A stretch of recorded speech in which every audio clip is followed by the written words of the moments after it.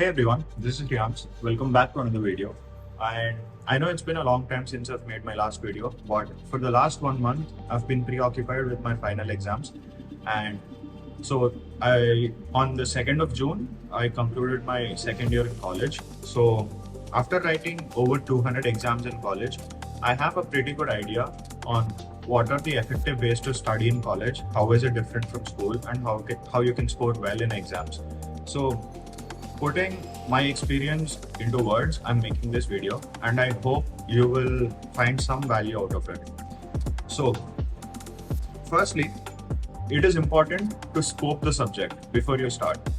So, when you're given a PPT, probably a chapter or probably the entire syllabus at once, if you're given a chapter, look at all the learning outcomes. If you're given the entire syllabus at once, look at all the chapters which you have to study so that you have an idea of what you'll be studying, how difficult it is, so that you don't underestimate or overestimate stuff. Now, once you're done with scoping the subject, learning is a process which has two processes inside of it. Number one is understanding, number two is remembering.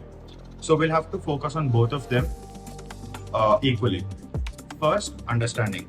For understanding, you can use the world famous Feynman technique, but I have a slightly modified version of it myself.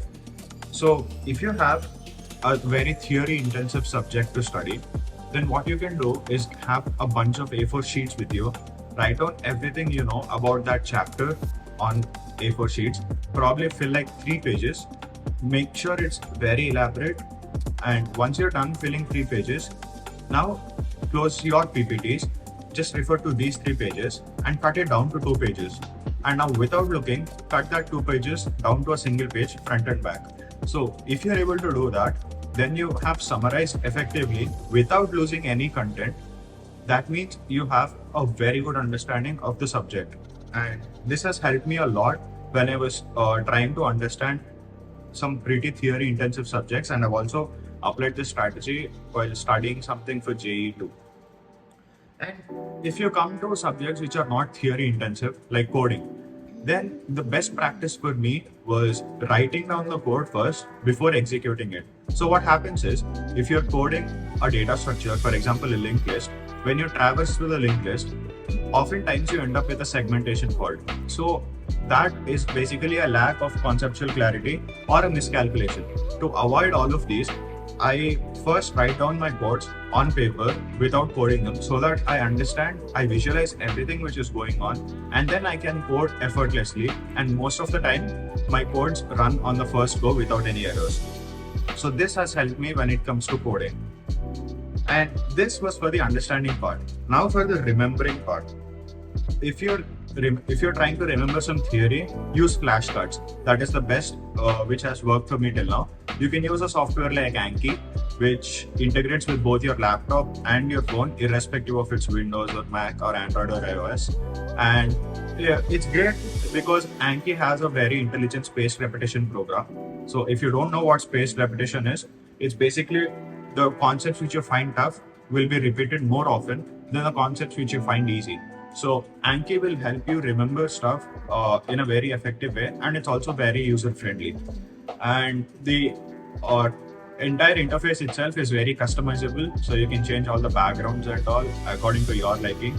Yeah, overall, it's a very great tool to have.